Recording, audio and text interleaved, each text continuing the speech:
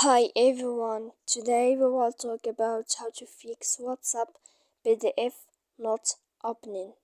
To know how to solve or how to fix WhatsApp PDF not opening, you should just go to settings like this. We will click.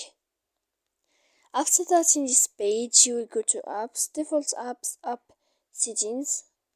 When you will see this list, you will go down to find the application of WhatsApp and you will enter.